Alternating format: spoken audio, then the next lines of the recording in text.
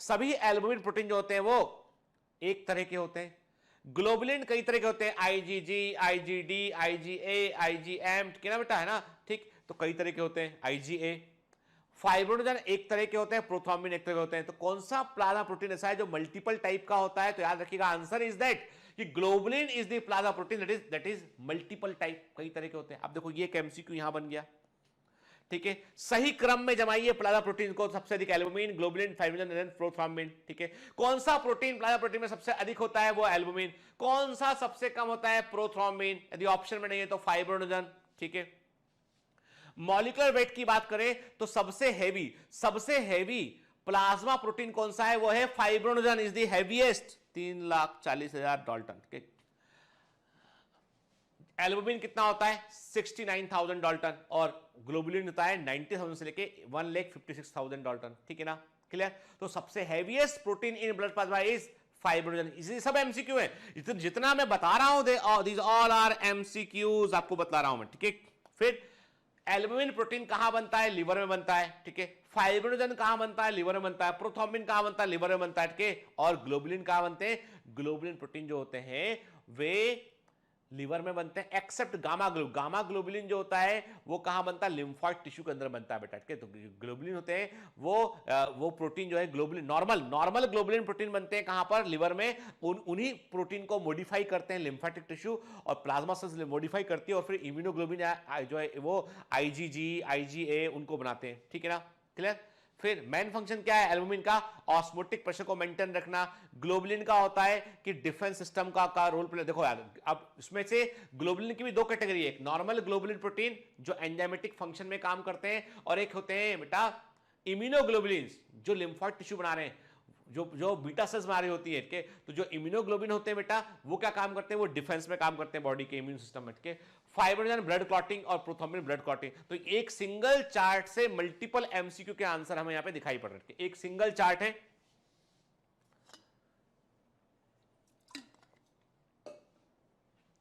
जो multiple MCQ के आपके आंसर कर रहा है बेटा, क्लियर, ठीक है।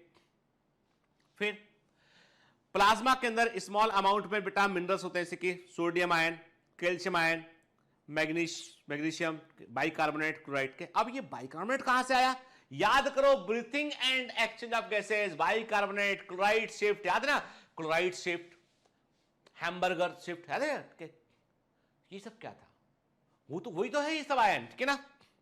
फिर glucose, amino acid, lipid are also present in the plasma as they are always in transit in the body. हमेशा प्लाज्मा में होते हैं क्योंकि ये डाइजेस्टिव सिस्टम से वहां जाएंगे ब्लड के अंदर, वहां से और सेल्स इसको इस्तेमाल करने के लिए लेंगी, ठीक है ना, क्लियर।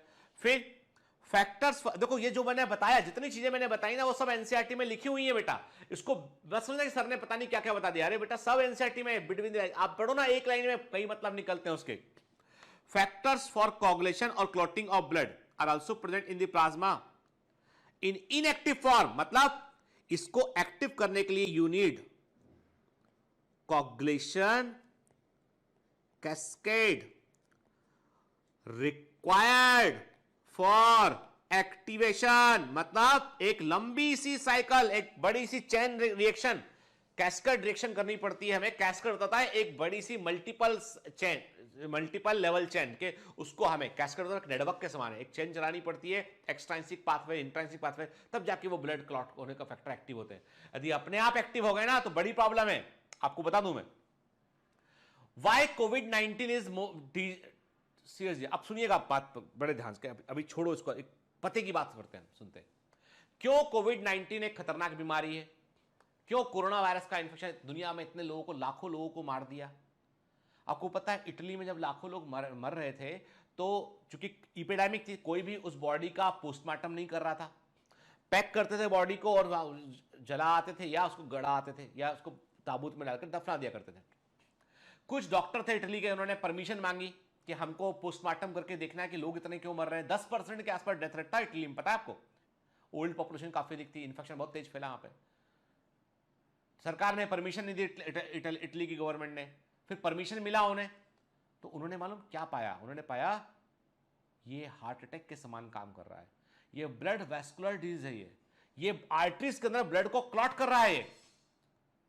ट्रीटमेंट का पूरा प्रोटोकॉल चेंज हुआ रातों रात, अमेरिका खबर गई सब जगह, डॉक्टर्स का टीम बैठा, कोरम बैठा और डिसाइड किया कि नहीं, कोविड 19 से आदमी को बचाना है तो भैया treatment is like heart attack, blood vascular disorder के समान ट्रीटमेंट करना पड़ेगा। मतलब आपको लो मॉलिक्यूलर वेट हिपैरिन लगाना पड़ेगा जो ब्लड को आर्टरी के अंदर क्लॉट होने से रोके। आपको इकोस्प्रिन जैसी गोलियां देनी पड़ेंगी जो ब्लड को पतला रखे, फ्लो होने में हेल्प करे। आपको एंटीवायरल भी देना पड़ेगा क्योंकि कोविड 19 के इन्फेक्शन में लोगों को ऐसा लगता है कि तो मामूली जुकाम नहीं, उस बीमारी में क्या होता है बेटा कि जब वो आपकी बॉडी में इम्यून सिस्टम काम कर रहा होता है तो एक तो होता है कि वो लंग्स को अफेक्ट कर दे, लंग्स को डैमेज कर दे वायरस, चलो वहीं काम खत्म हो गया, लंग्स ही खत्म हो गया हो तो। लेकिन एक होता है कि रिकवरी होने के बावजूद जो है बॉडी के अंदर जो है ये वायरस जो होता है ये लंग्स के अंदर कुछ ऐसे प्रोटीन बनवाता है लिवर के अंदर, जो प्रोटीन लिवर के अंदर बन बन के फाइबर्स के रूप में बाहर निकलते हैं और वो फाइबर इकट्ठे होने लगते हैं और वो कहीं भी आर्टरी को जाकर बंद करते हैं। यदि हार्ट में बंद किया तो हार्ट अटैक आ जाएगा। बहुत मतलब आप समझ लीजिए कि इसके ट्रीटमेंट के बाद जो कोरोना वायरस का इन्फेक्शन होने के बाद एक मिडिल एज व्यक्ति को कम से कम महीने भर तक थकान रहती है, 1 महीने तक थकान रहती है। और मेरे को जब हुआ था सितंबर में तो मुझे मतलब मान लीजिए, यकीन मानिए आप इस बात का, मैं रिकॉर्डिंग कर रहा था, सब कर रहा था मैं, लेकिन मुझे बहुत ही एग्जर्शन, मतलब मेरा उसके बाद से आप देखेंगे गौर करेंगे तो मेरा ये पूरा वीकनेस इतना आया मुझे कि मेरे को जो है वो ये यहाँ पे कभी नहीं था मेरे पर, वो धीमे धीमे डार्क भी हो गया सर्कल के, और चूँकि मुझे काम भी करना था, बहुत एफर्ट तब कोर्स भी, लेकिन उस समय मेरा इस रिकॉर्डिंग का थोड़ा सा रफ्तार जो है वो मेरा अफेक्ट किया उस समय। जैसे भी लंबा लेक्चर एक साथ ले लेते हैं, पहले नहीं कर पाते थे। उस समय आप लोगों ने मेरा बहुत साथ दिया कि आपने जो है वो असाइन टास्क वाले लेक्चर भी देख लिए, आप लोगों ने बहुत साथ दिया आप लोगों ने मेरा, ठीक है। मैंने बहुत कुछ जूम पर मैंने 40-40 मिनट के अपने अस्पताल से भी लेक्चर रिकॉर्ड करके डाले लिविंग वर्ल्ड वाले में, तो वो भी आपने देखे थे। तो मतलब आपने मेरा बहुत सपोर्ट किया उस समय आप लोगों ने। लेकिन इट्स अ सीरियस डिजीज, क्योंकि ये फर्स्ट हैंड एक्सपीरियंस बता रहा हूं आपको मैं, जिसमें कि आपको लगता है कि बॉडी में कुछ बहुत ज़्यादा कम हो गया एकदम से। नाउ ग्रेजुअली धीमे धीमे आई एम गोइंग टूवर्ड्स कि मैं नॉर्मल करने की कोशिश कर रहा हूँ कि भाई मेरा पुराना स्टेमिना वापस आ जाए उसमें, कि मैं वर्कआउट करने में जितना वेट उठाते थे वो वेट से आधा वेट से भी वेट नहीं उठा पा रहे थे, क्योंकि ये वीकनेस आता है इसमें। खैर, तो अभी मैं आपको बता था कि जो क्लॉटिंग फैक्टर होते हैं वो इनएक्टिव फॉर्म होते हैं, उनको एक्टिव करने के लिए कुछ जो है वो कैस्केड को चलाना पड़ता है, कोगुलेशन कैस्केड करते हैं उनके। Plasma without clotting, blood plasma में से आप क्लॉटिंग फैक्टर को हटा दो तो उसे हम सीरम बोलते हैं, ठीक है। Serum is nothing, it is plasma minus clotting factor के। Serum is nothing, it is plasma minus clotting factor is serum, ठीक है। देखो सीरम और प्लाज्मा में क्या डिफरेंस है बेटा के, plasma minus clotting factor is the serum, ठीक है बेटा, ये है, ठीक है। प्लाज्मा में से आप क्लॉटिंग फैक्टर को हटा लीजिए तो क्या बचेगा बेटा, बचेगा सीरम, ठीक है, क्लियर। अब जांच की कभी रिपोर्ट देखिएगा, ब्लड की रिपोर्ट, बहुत लंबा तो नहीं होगा, बोर तो नहीं होगा, तो 5-10 मिनट बेटा और, ठीक है ना, कर लूं आगे 5-10 मिनट और, ठीक है, चलेगा, है ना, ठीक है। मुझे मालूम है कि कई बच्चे बोलते सर इतना लंबा लेक्चर कैसे सर, है ना, अरे यार मैं बोल रहा हूं, देखो पानी पी के बोल रहा हूं, तो आप कम से कम जो है पानी पी के सुन लीजिए भाई, ठीक है। यदि मैं पानी पी के बोल रहा हूं तो आप पानी पी के सुन लीजिए, ठीक है ना, मिलके काम करना पड़ेगा ना, तो कोर्स टाइम पे पूरा होगा, नहीं तो कैसे पूरा होगा, ठीक है ना। फिर नहीं तो तुमको बोलोगे सर अभी क्या करो आप, अभी आप जो है वो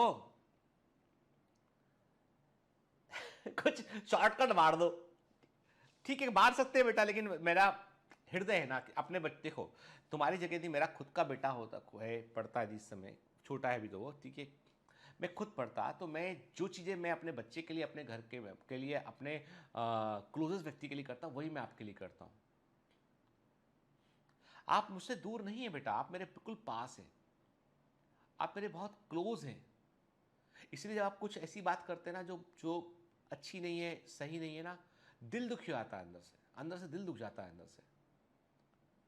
फिर अपने आप को समझाते हैं, छोटे हैं यार, बच्चे हैं अभी, गलती होती ना बच्चों से, बच्चे तो कर देते गलती कई बार। मेरे बेटे को मैं कभी कोई कुछ बोलता हूँ, पापा आप हमेशा पूछता करते हो, हमेशा मना करते हो आप, एकदम रूखे से बोल के चला जाता है वो। तो मैं तो समझने की बात करना बंद करता हूँ।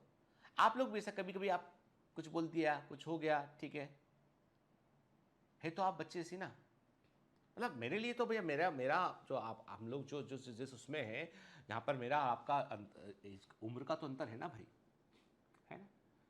जो मैं अपने बच्चों के लिए सोच सकता हूँ वही आपके लिए सोचता हूँ बेटा, है ना।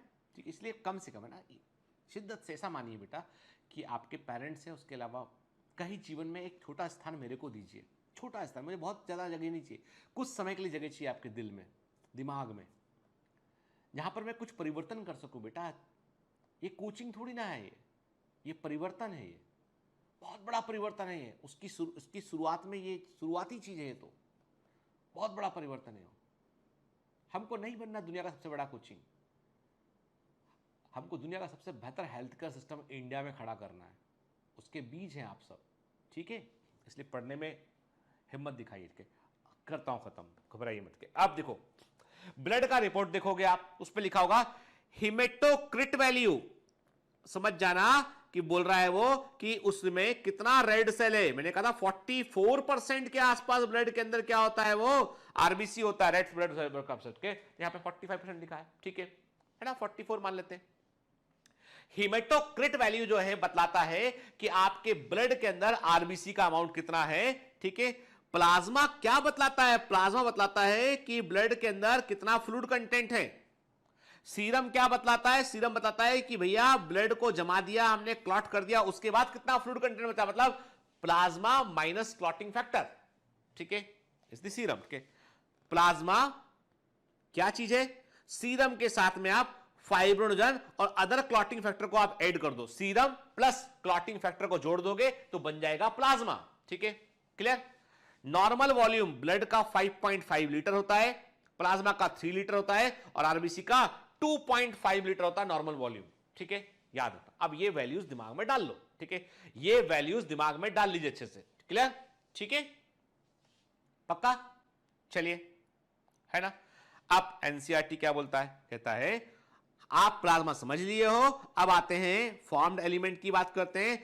इरिथ्रोसाइट आरबीसी की बात कर रहे हैं हम, ल्यूकोसाइट डब्ल्यूबीसी की बात कर रहे हैं, प्लेटलेट, ये सब मिलाकर क्या आते हैं, फॉर्म्ड एलिमेंट कहते हैं। और ये 45% ऑफ ब्लड का ये 45% होते हैं, ब्लड का ये 45% होते हैं, ठीक है।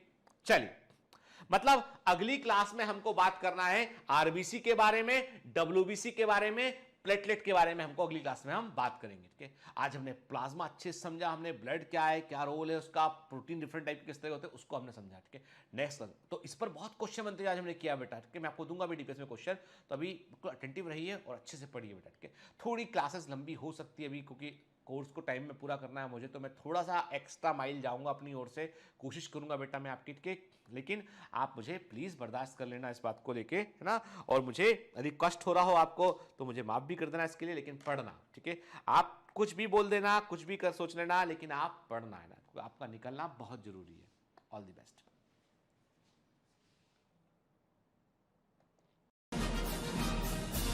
Hi. To become an official commando of Biomentors, join us at www.biomentors.online. Here you can solve daily practice papers, an online test. You can download performance enhancement sheets. You can track your progress